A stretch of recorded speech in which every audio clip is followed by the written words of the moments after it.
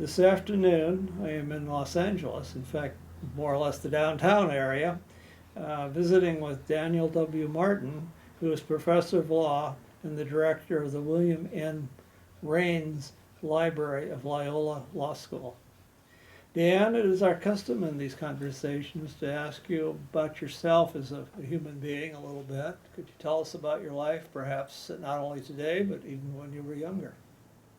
Well, I was born in Crawfordsville, Indiana. Grew up there. It's a great place to grow up. It's the home of Lew Wallace, who wrote Ben-Hur, and half the buildings and parks in town are named after Ben-Hur or Lew Wallace. It's the home of Wabash College, and we grew up right across the street from it, and we played at the tennis courts that we considered the college to be our playground. In fact, the college today includes our old home. It's on that same property.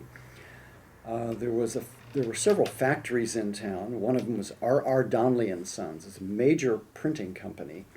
They printed everything that was printed back then in the 50s, 60s, 70s, 80s. They were just a commercial printer, so no matter what the publisher said on the title page, it was probably printed at R.R. Donnelly and Sons.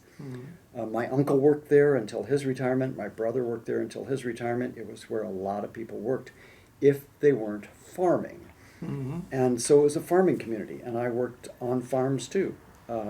Everybody worked on farms, mostly the guys, I guess. There was a good high school in town, probably because of the college in town, Wabash College. I was on the tennis team. Will Shorts, New York Times crossword puzzle editor, was on the tennis team with me. Carnegie Public Library was there. What a great place to grow up. Children's Story Hour with Mrs. Harvey and Mrs. Bishop, the director. My uncle, great uncle Paul Everson, was the custodian there. He worked there. I worked there for a while. Periodical stacks, typing card catalog cards using the little stencils, and then you would type the tracings or the headings with a typewriter with a card platen. I remember those days. I didn't have to do it, but our catalogers did. Oh, somebody had to do it. Yeah. But I also lived in southwestern Ohio. I lived in southern Indiana. I live in central Texas, and now I live in California. So you've zipped around the country, so to speak, little bit. at least in your early days. Yeah. Yeah. So it sounds like you had an interesting time growing up. Have you, to sort of keep up with the theme of finding out more about you, do you have any particular hobbies or other special passions or interests that maybe besides tennis that occupy time for you these days? Well, I guess tennis has always been one of my favorite sports. I played tennis regularly for over 50 years. I play it less now because I'm older, but I play a lot of table tennis still. I used to play all the other racket sports. I still play a little bit of badminton. I also do a lot of bicycling. So it's turned out to be one of my great sports that you can do into your later years. I read a lot. I have my favorite authors, nonfiction. I like Frederick Buechner and Henry Nouwen and Richard Foster. Tom Birkenthal, who's a lawyer, taught at UT Austin. I know Tom. He was our dean for 5 years at American U. Yeah. Fiction, I like John Grisham. John Beard mentioned him in his history. Donald E. Westlake and Lawrence Block. And I also like, I guess one of my hobbies is spending time with my granddaughters, Lily and Kate. And then I'm active in church activities, Christian Legal Society at 2 different schools, and we have a legal aid program here in LA called Christian Legal Aid of Los Angeles, and I've been a volunteer there for over 10 years. Probably a tremendous need, some of the people that don't have the wherewithal to hire lawyers for that kind of service. Well, Los Angeles is fortunate in that they have lots of different legal aid organizations, including the one that I work with. Yeah. I also saw here at Loyola, down the street, there's a place. It looked like a clinic that did legal aid type stuff. We do. Right here on campus, we have several clinics. And in fact, the Catholic Church is across the street, and we have a legal aid clinic there as well. Yeah, that's interesting. I hope it isn't taking care of problems with ecclesiastical law. That'd probably be off the scope of most of your students. It's beyond my scope too. Yes, very good. Well, sort of focusing on one last aspect of your background, you have 3 degrees. Can you tell me what they are and where you got each? Okay, I got my bachelor's degree at Cedarville College in Cedarville, Ohio. Back in 1971, I finished up. I got my degree in 72, and that was in social science education with a minor in religion. Mm-hmm. And then I got my master's in library science at Indiana University in Bloomington in 1976, Mhm. and my law degree at the University of Texas in Austin in 1989. Now, before we went on camera, I normally don't touch this material, but it sort of seemed interesting and germane. Your first job in a library was when you were 16 years old, you told me. That's right. Yeah, obviously you were not the director in those days, but I was obviously not the director. I was just we called it a page. I was remember a that term. page in the library, and Yeah. I mainly was shelving books, newspapers, magazines, some processing, and then the catalog card typing and the mimeograph running. Mhm. I remember when we got our first photocopier there at the library. It was a very elaborate process where you had like 2 or 3 sheets of paper and Oh. a transfer page. Yeah, the old wet photographic process. It's Yeah. like So Verifax or something. was one So of them. we had those as a photocopier, and then we also had the mimeograph machine, which was Mhm. better than a photocopier at the time. Yeah. The first Xeroxes came in when I was a first year law student, and my father was an attorney, and they had one in their office. And when I had to turn in my briefs for moot court, that's how I made all the copies. I didn't have to use onion skin paper and type and make all the corrections I would have to do. That photocopier was a godsend for me. Oh, they're great. Yeah. Well, you had your first job as a librarian of some sort was as a library assistant at Wright State University Library. That was after your student days, or was it? Mhm. That Because was you were out of afterwards. your undergraduate studies, I think. At I that had time. graduated, yes. Yeah. Can you tell us a little bit about your work there, and perhaps some of what you learned or accomplished? Well, Wright State University was definitely influential in my becoming a librarian, but so were some other earlier influences. Mhm. Because when I was a kid, I used to go to story hour at Crawfordsville Public Library, and that was just my home away from home. And then I worked in that public library through high school into college. Mrs. Harvey was the children's librarian, and she was my idol. She was also the same height I was. She was 4 feet tall. A peer, right? A peer. Crawfordsville Public was an early OCLC member through an organization that we had there in Indiana called Incolsa. Mm. And all the librarians were just my friends. I also worked in the college library at Cedarville College, and I worked there as a bindery assistant. I worked at the circulation desk, and they were also an early OCLC member because OCLC started out in Ohio as a group of college libraries. That's right. At Wright State University, though, I was both a staff member and a student. Started out as a copy cataloger, but I was also a student supervisor for an OCLC pilot project. Mhm. We did short form cataloging, and we hired tons of Wright State University undergrads. I was already a graduate student at that point. And so the undergraduate students would input these short form catalog records just to put records into OCLC because it was such a small database, and Wright State University was a mid-sized, up-and-coming university. They had lots of material. And it was a cooperative thing in It was the a early days very where each cooperative. library was kind of expected to contribute to the database. You had to, or there would be no database to get records off of. That's right. Now those short-form records have long since disappeared, and they've been replaced by full records decades ago. But that's one of the things that we did. We just created thousands of new records. one of my student workers input a bogus catalog record for How to Be a Slave Driver Without Really Trying by Daniel W. Martin. And it remained in the OCLC database for at least 5 years before it got filtered out. Well, if you need a security clearance for anything now, it may not be as filtered out as you think. Could be in trouble. But Wright State started an ALA-approved library school program. So they got like that initial, it wasn't approved initially, but they were starting the program with the intention of having it be fully approved. They brought in Aaron Schmalberg from the University of Michigan's library school, and they thought it was going to be a fully functional MLS program within a couple of years, but it didn't. No. It didn't happen, and all of us who were in the program got dumped into an education master's program, and I dropped out. That was a little bit of a different switching type thing. It was. I just wasn't interested in an education master's. Yeah. That's interesting. Well, you were at Wright for a while, and then you went to the university at Indiana, University School of Law in Bloomington.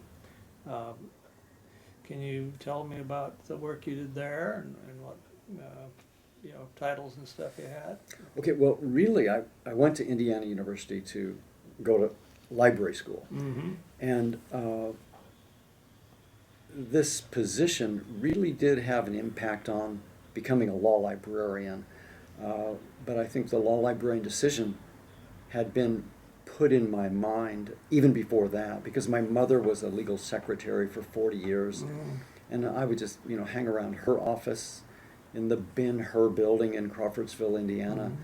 She had Interesting choice of names. interesting choice of names. But she had a library there in the Yeah. law firm office. And then at Wright State University, when I was working there, at one point we bought, or we were given, a lawyer's library. Mm-hmm. And it was thousands of volumes with hundreds of titles. And I was the person who, in fact, I was in on bringing it to the library. We loaded it into a big moving van, boxed it up, and then brought it to the library. And I was in charge of cataloging it. And so that was one of my projects. And so that also had an influence in me thinking about law as a law librarianship as a profession. So did you go into the job itself, but then with the thinking that you might want to go into law librarianship? I went into my IU job, Yeah. definitely, thinking that. But not the Wright State University job. That was sort of still maybe in the back of my mind, but Mhm. by the time I got to IU, I was pretty sure that's what I wanted to do. Did anyone play a role in guiding you in this sort of direction at that point in your life? As saying, law librarianship is something you might want to consider, anything of that sort? Well, absolutely. And during my time at IU, Betty Liebes was the director of Indiana Mm-hmm. at the law school library in Bloomington. Jim Mullins was the head of tech services. Colleen Powells was the head of public services.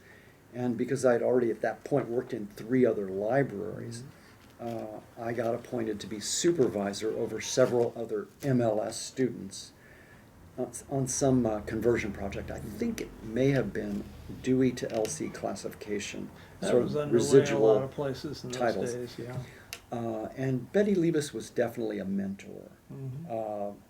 I was the only student that year in the library program who really wanted to go to be a law librarian. So she took me on and supervised me sort of as an independent study, but I got to meet with her every week. I had reading assignments, and she told me endless stories about the profession, about people, the key players, the conferences, her education at University of Washington with Yeah. Marion Gallagher. Oh, yeah. that Because I think They were Betty- very close personally. I think in they those were days, close. too. I think she graduated maybe around 1950. Yeah, one of her first students. Yeah. Mhm. So Betty was super encouraging about getting into law librarianship.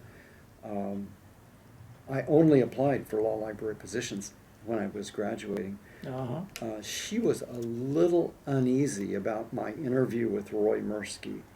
because she didn't like Roy all that much. But in the end, she sent me off to Texas with her blessing after I Well, graduated. Roy was, to sort of digress, he was a bit of a scary boss or mentor, but he certainly knew his business, and by the time you finished up, you did too. He was a good person to work for. Yeah. One of my questions, in fact, it's the next one I wanted to ask, was do you have any particular mentors, as you would consider them? And I assume Betty would be one. And, Betty's one. and Yeah. Roy presumably is another. Roy is probably my main mentor. Mm-hmm. Betty played that big role in going into law librarianship initially, but after working for Roy for 10 years, absolutely a huge role.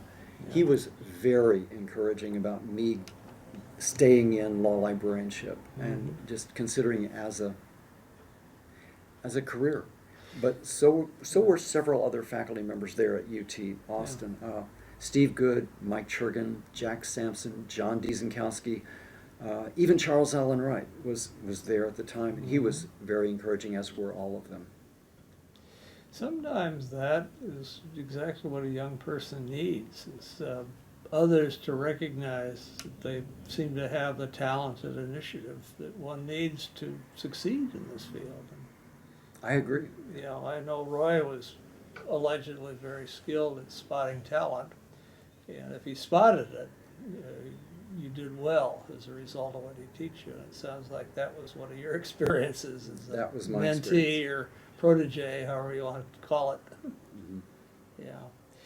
Well, sort of stepping back just a bit, you left Indiana in 1976, and that's when you went south to Austin, Texas, and the Tarleton Law Library at the University of Texas, of which Roy was the director, or I think he called himself director of research was his title in those days. Most of the rest of us were still law librarians of one sort or another, but Roy was fancier with his title. And you were there about 10 years. You want to talk a little more about some of your experiences at the University of Texas itself with Roy? Sure. It was a really broad experience. I got to do all kinds of things in that time. I started out as a cataloger, then I became head of the cataloging department, and then I got to help organize the move from the old building to the new building, because we built that building in about 1980. I worked with Ann Beardsley Hambleton. She was in charge of the move, but I worked with her on it. And then after she left, I was in charge of that ongoing punch list, all the repairs that had to be done by the contractors after the building was built and we had moved into it. There were still hundreds of things that had to be fixed as we settled into that new space. Roy created a new title for me. He called me the Assistant Librarian for Management and Physical Operations, and I handled all of those building issues.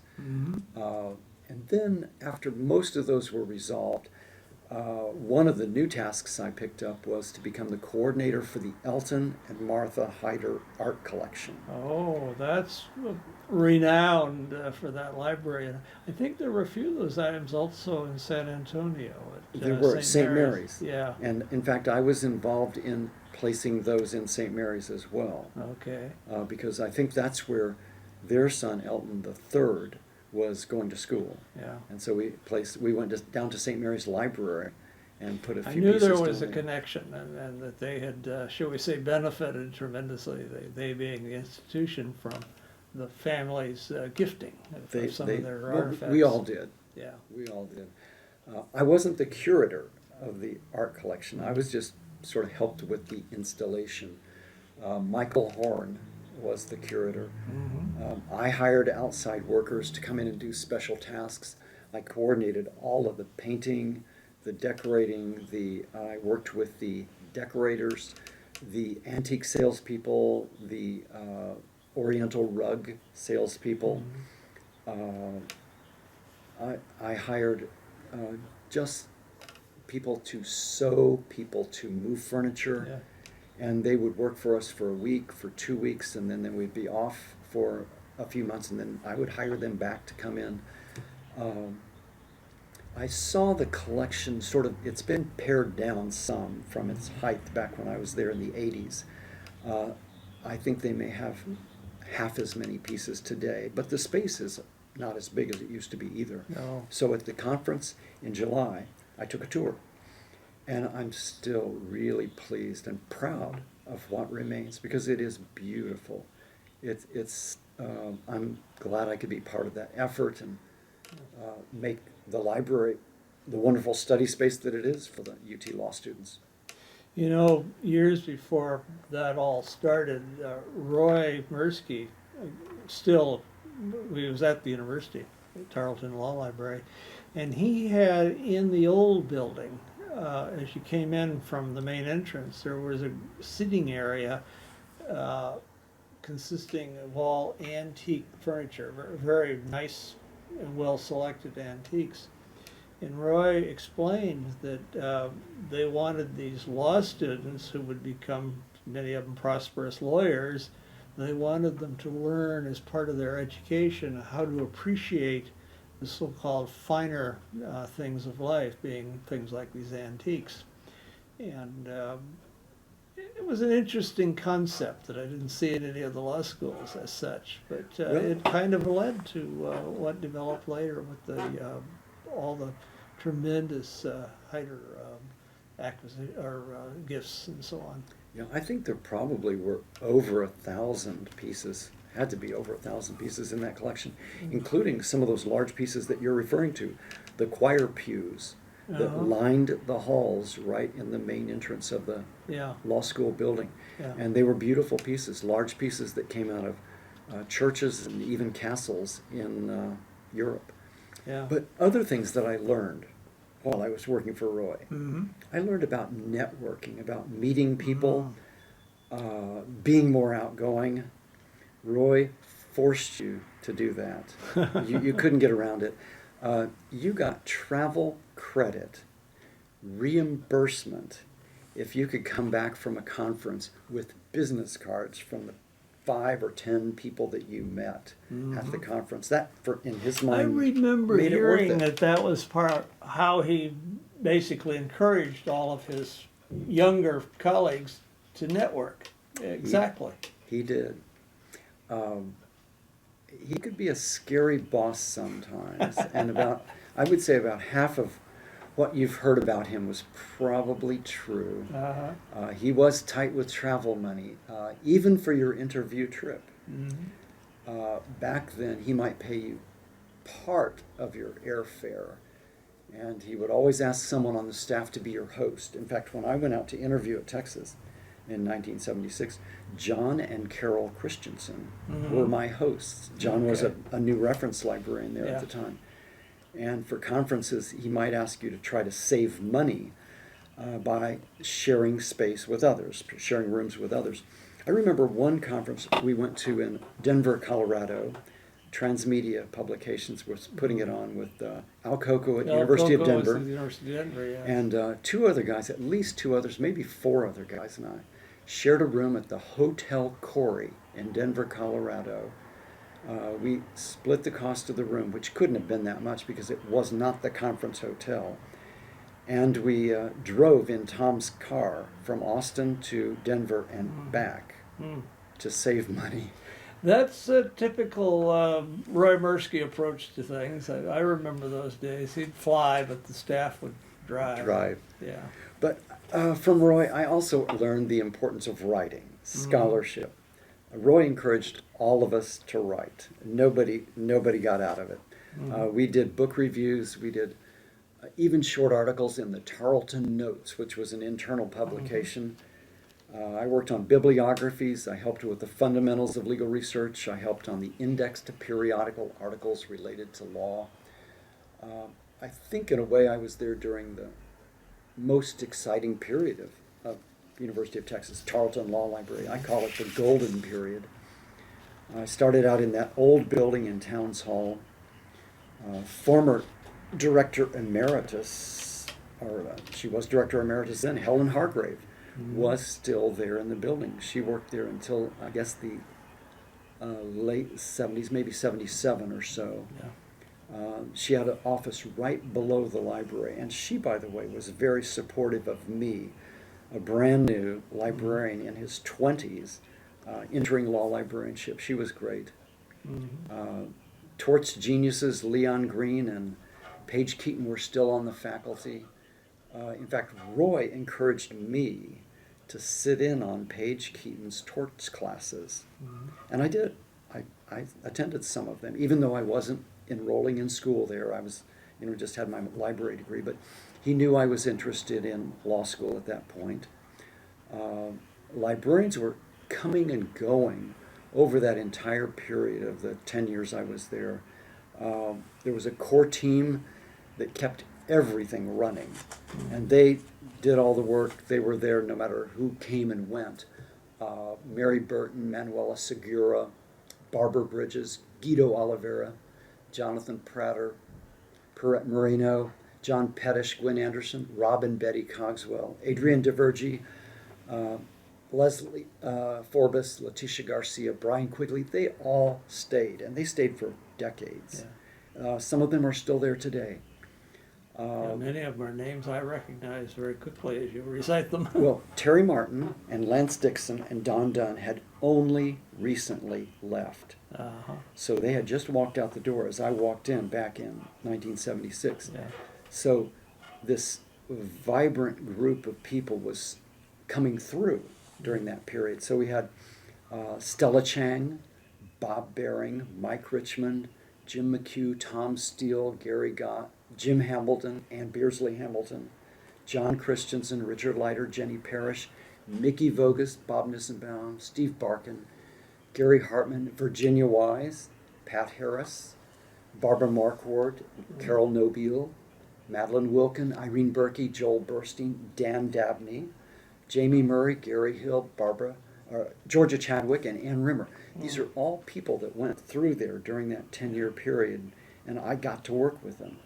That was what made Texas so exciting during that period. Is you just had all these really bright people who were going places, Yeah. stopping. And you've been able to interact with them for many years at meetings and stuff. Absolutely, I'm sure. because you see them again and again. Yeah. Most of them stayed in the profession. Many of them are still Many in the of them who profession are today. still around and I've been able to find are part of this oral history too, their stories. And they'll have great stories to tell, better than mine maybe. Well, I know about that. I figure everyone stands on their own in that department. So you were at Tarleton for a number of years, but in 1989 you moved farther west to this part of the country, Los Angeles area, and Pepperdine University. And in that appointment, you were director of the law library as well as a member of the teaching faculty, as I recall, as a professor. Can you talk a little bit about some of that experience and perhaps what attracted you to come out to Los Angeles area and Pepperdine specifically? Well, yeah, I was at Pepperdine from 1989 to 2005. Uh-huh. Ron Phillips was the dean at Pepperdine back in the 80s. And he was the dean who hired me, and coincidentally, he was also a UT Law grad, which probably helped a little bit. I felt like I was able Probably asked Roy who he should hire, and he got the answer, and you were it. And he did. He Yeah. did check in with Roy. Yeah. But I feel like I had some great accomplishments during that time. It was a good period for the law school, for Pepperdine right at that time. Right after I arrived, I got to be involved in building a new addition, a nice big addition, onto the law library. It had been planned before I got there, but I was able to work with the contractors and build it. So that was really exciting. And also, right as I was arriving at the law school library, there were no double degree people there. Mm-hmm. And so I was able to change that, and I was able to hire several double degree people and really brought it up to the standards of that day. One of my first hires was a reference librarian, Susan Phillips, who's now the director at Texas A&M. Mm-hmm. And she was a wonderful reference librarian and a legal research professor, and today I'm still using one of her great legal research problems in my legal research classes. Mhm. It sounds like a sort of an interesting experience at Pepperdine. Now, you also were on the faculty and you taught, I believe. Yes, Can I you did. Tell us a little bit about some of that work. Sure. I got to teach legal research and advanced legal research for all the time that I was there, and also a couple of times I got to teach ethics. Mm. And I didn't teach the whole course, but they would break up the large ethics courses, which I guess had 80 or 90 people in them, into smaller courses of maybe 20 people. And I would take one of those small sections for about 6 weeks for individual, more individual ethics instruction. So that was the breakup.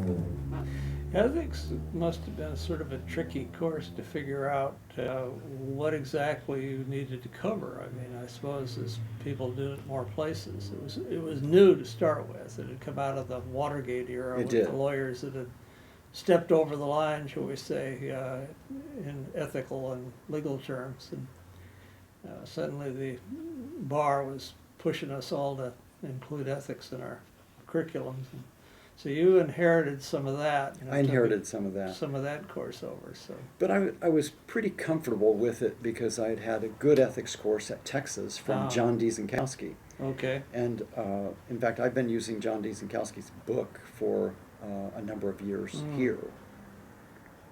So I had a good background.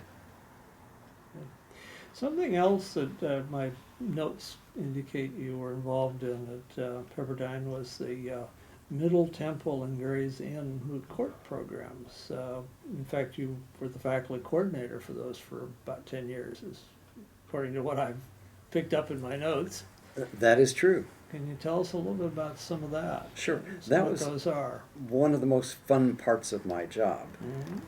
We worked with Gray's Inn and Middle Temple, and alternating year to year between the schools, we had a London program too. So our students in our London program would moot with one of those schools every year. So they were actually, those barrister organizations were actually part of, worked with you. They worked directly with Yeah, us. so you didn't just, should we say, borrow the names? No, they worked with us. So we would get their students, and they would also send a bencher, which was usually a sitting judge, to Malibu for the moots in Malibu. And so Wow. I coordinated all of those.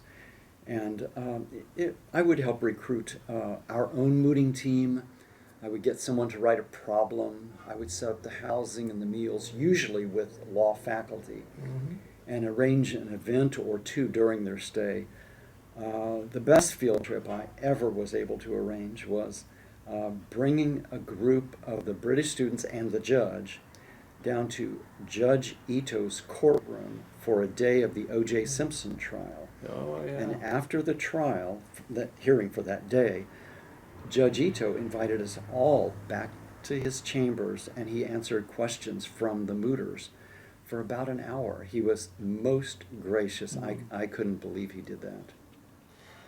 So it's quite a story. I mean, one doesn't know that unless I guess one's part of the program or No. connected.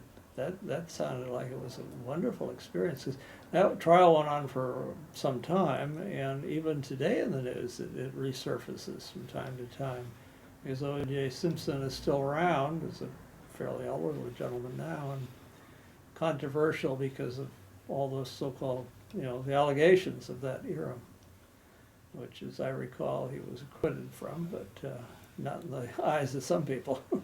Not in the eyes of everyone. No. Yeah. So when you were there until about 2005, which is when you came here to Loyola, or as some of us who know there are other Loyolas say, Loyola, the one in Los Angeles. That's right. Yeah. And you came here as director at the library and professor of law. Could you talk a little bit about what attracted you here and some of what you've been doing over the now 12, 13 years you've been here? I'm starting my 14th year here. Yeah. And I'm really happy about my time at Loyola. It is truly a special place. advertised social justice mission is truly there. Mhm. It's in the pro bono work, it's in the clinics on campus, it's in the campus speakers, the activities, the celebrations like the annual PILF dinner and extravaganza, the auction. Mhm. PILF is the Public Interest Law Foundation. Here at Loyola, it's the biggest club on campus. Everybody's a member. My role here as a director, I have a great staff. I tell folks here that I have the best team that I've ever worked with. And I've worked with a lot of good people at a lot of good libraries over the years. My senior team, Laura Cadra, David Birch, and Susie Shatrevian, are simply fantastic. And the rest of the staff is wonderful.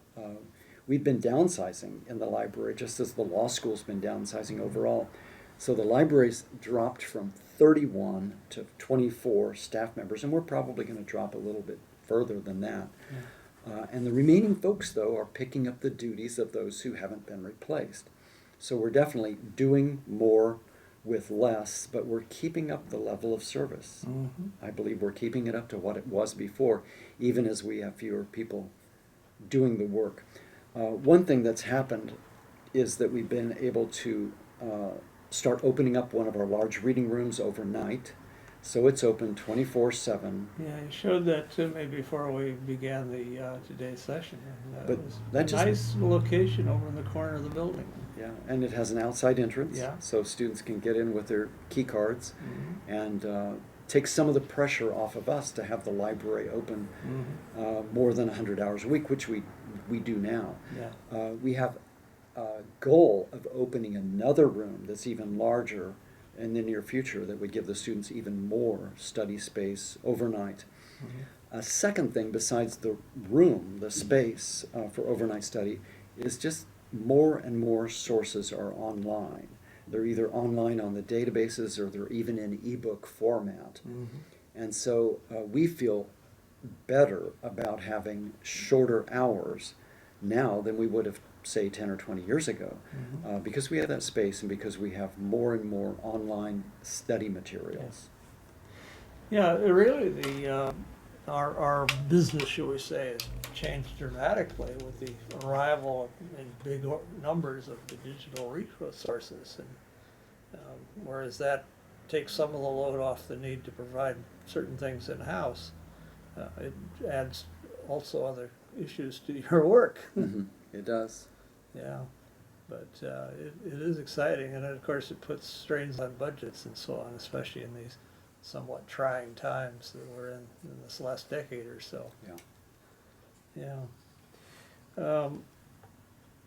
So you've been working here now since 2005, and do you have any big plans ahead for the school that you can talk about? I know that isn't in the script, so I threw it in just to cause trouble. Big plans ahead. I guess my biggest plan in the near horizon is Mhm. that remodeling of the third floor space for study carrels, and that's several thousand square feet that was occupied by law journals, law reviews that we have now shredded. Mhm. So that's a sort of a short-term one. I definitely am going to have to deal with budget issues in the near future, and I guess ongoing past a couple of years, Yeah, because we will be shrinking a little bit smaller. yeah. We have a challenge of supporting new programs, because even as the JD population is shrinking, the other graduate programs are increasing.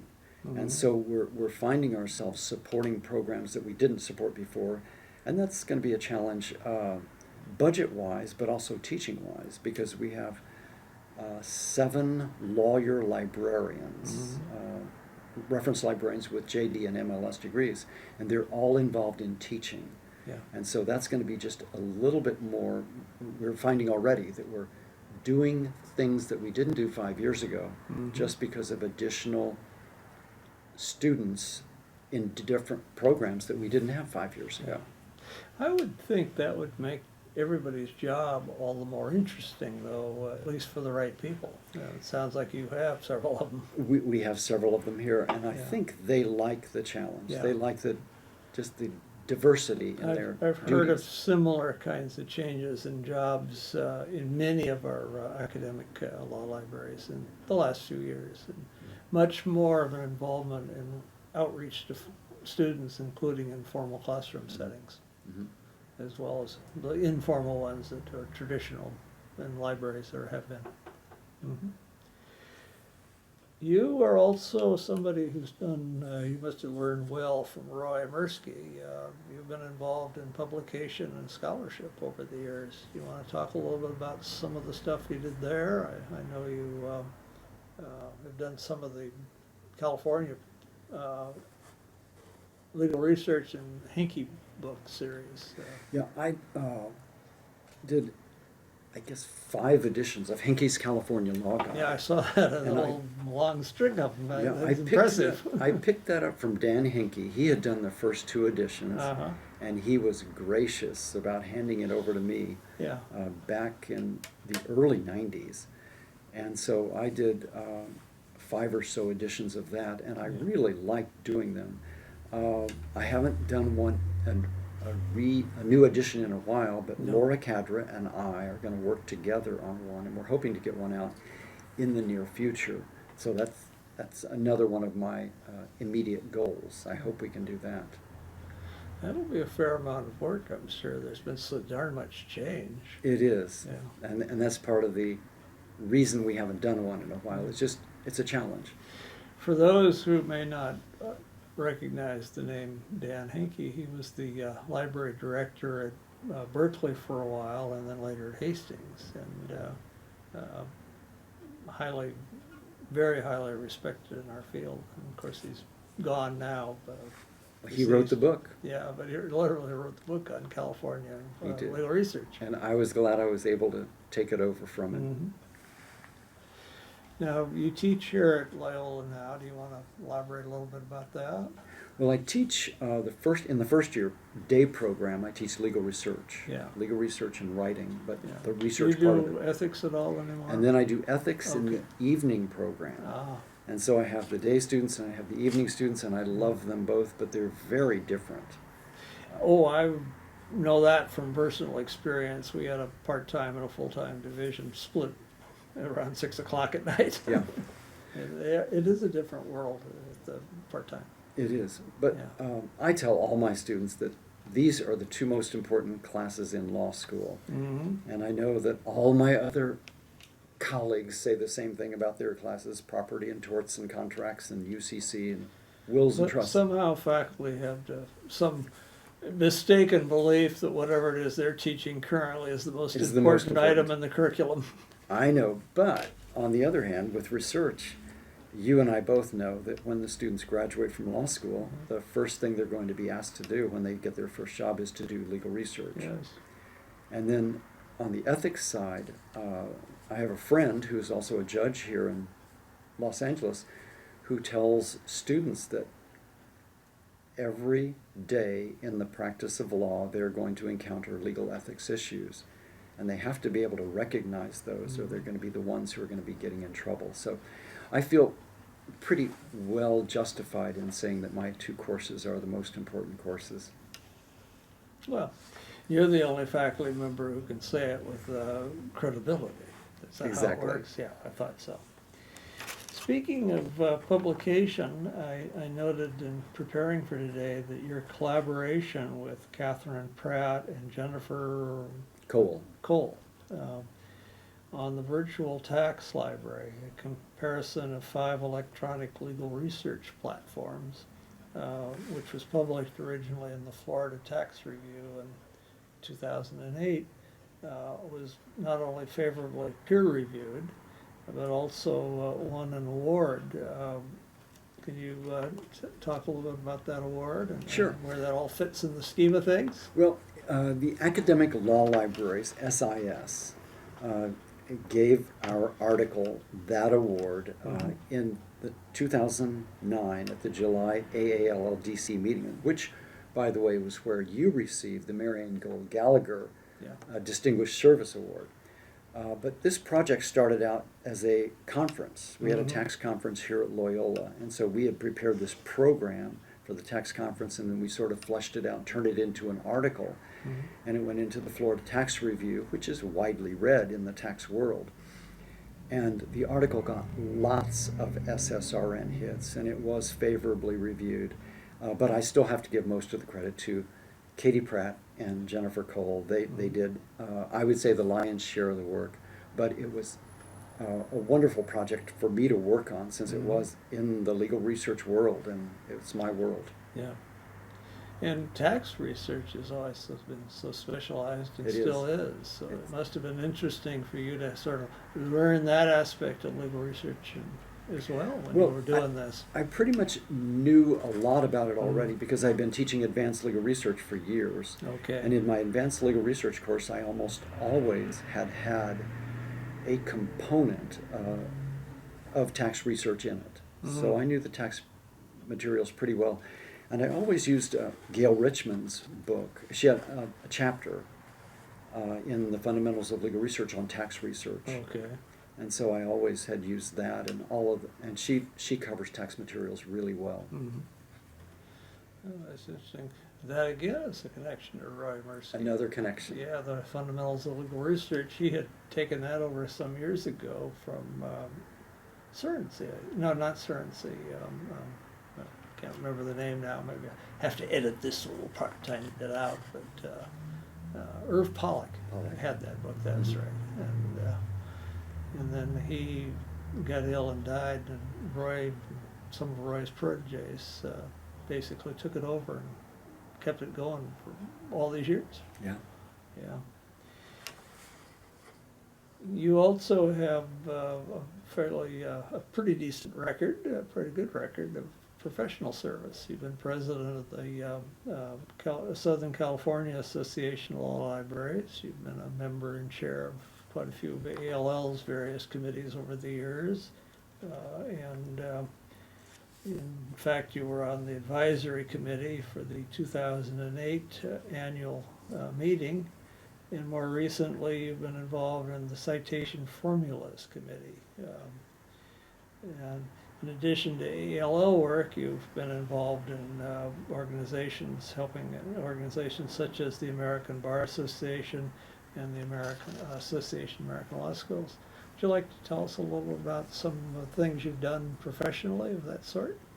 Well, in the AALS, I did serve on the Academic Libraries Committee, and we did a program that I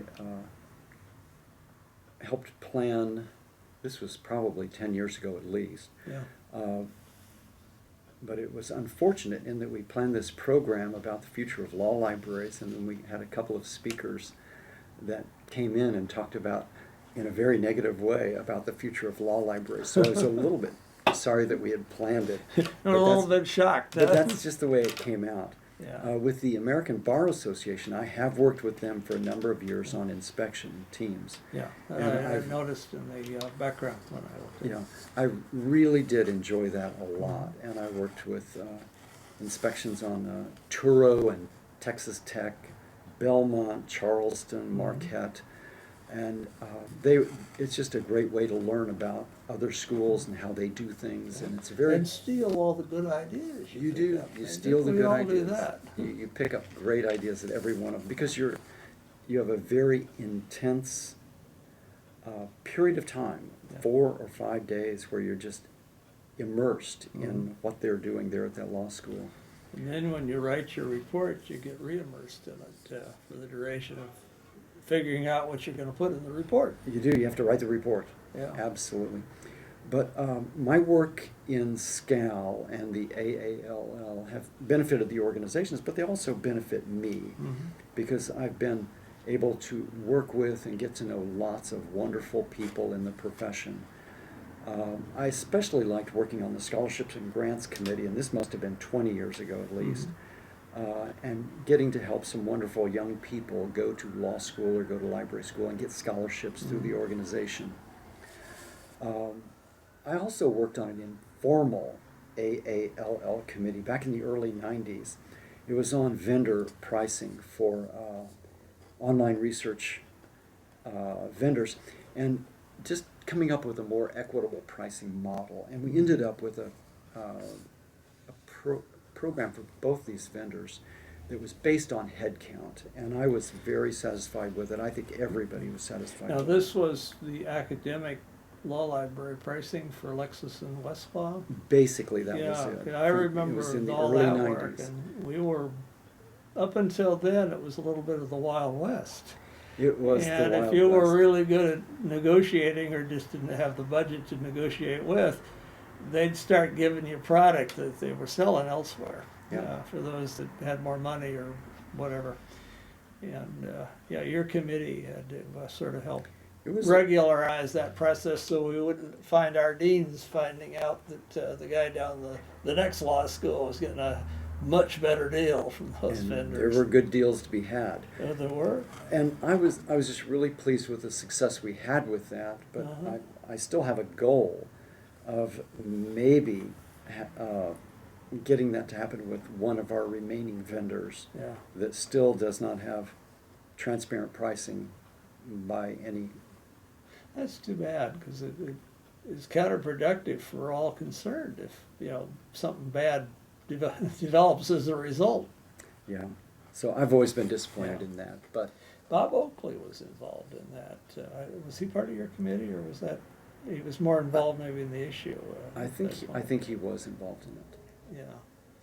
Yeah, because Georgetown, where Bob was, had more money than, say, we had. And part of how we discovered this little problem is Bob and I were at lunch talking about her pen for Lexis and Westlaw. And in those days, the law firms were all under confidentiality contracts. They couldn't impose those on us. And we chatted, and I think others around the country were doing the same thing. They were all And chatting. discovering it was, as I phrased it a few minutes ago, the Wild West was still with us. It was. Yeah, and we just frankly figured we didn't want to have our deans ask us, why is it that such and such is getting a better deal? That was not, so it was self-interest.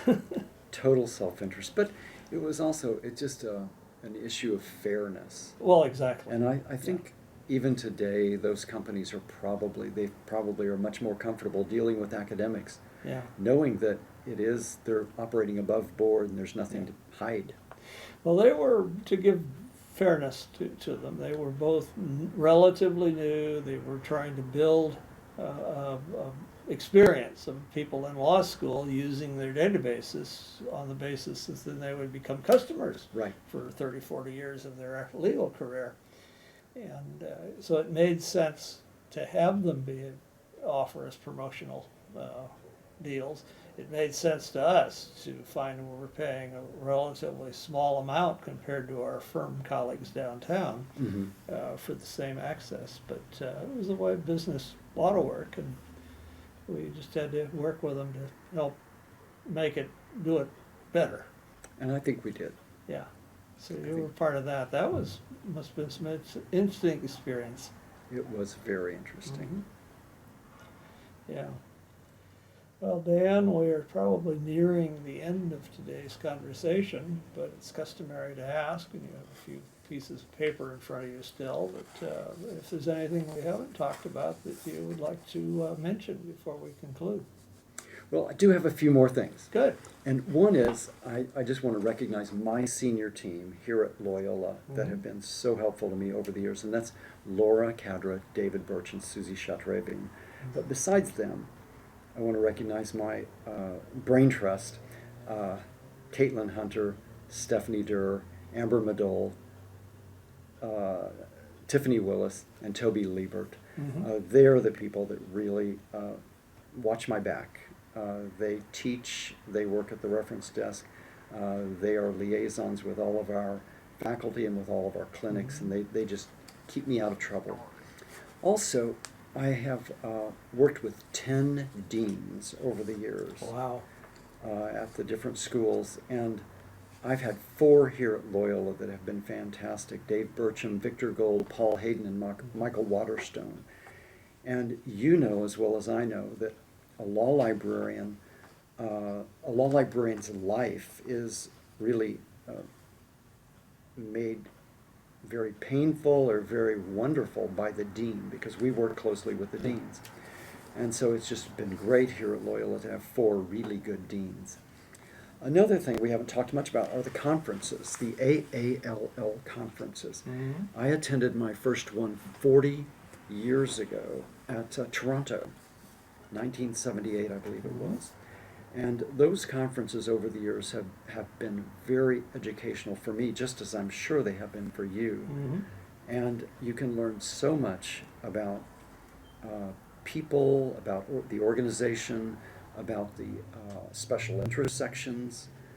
You can visit the libraries in that locale. Mhm. I've had the good fortune of visiting, I think, around 100 of the 200 ABA accredited law schools. Mhm. And that's just been very educational for me, just all by itself. Yeah. I've also attended a few of the AALS conferences, but since they're mostly in DC or New York in the winter, and January is so bitter in both of those places, I'm limiting myself on those. They are lucky they haven't been snowed out Yeah. like they once were in Chicago. Yeah. Yeah. I want to recognize my Henke California Law Guide contributors, because I've had so many wonderful people working on that book with me. Books don't write themselves. Books are really written in a community. Mhm. And I've had so many wonderful people help me with the law guide. And it's just been wonderful to work with some of our past friends in the library world, including Roy Mirsky, Mhm. Mike Jacobstein, Tom Steele, Earl Borgeson, Carl Grubin, people who aren't here anymore. We're not going to be able to see them at the next conference, but they've just had such an impression on me over the years. So with that, thank you to those people. I'll end there. Yeah, well, I think we all certainly, I recognize all of them, and I agree with you. They've been leaders and helpers and supporters of all of us, and it makes all of our lives easier to have those contacts. Exactly. And others like them that have not been named. Yeah. Well, maybe on that note, Daniel W. Martin, I should thank you for taking your time this afternoon to allow me to come here to the law school and talk with you on camera for the oral history. And in thanking you, I'm doing it not just on my own behalf, but also on behalf of Michelle Wu, Frank Kodak, and Dick Spinelli, our colleagues with whom I have the honor and privilege of working to put together this oral history of law librarianship for the Hein Online Spinelli's Law Library reference shelf section. Thank you. You're welcome. Thank you for coming.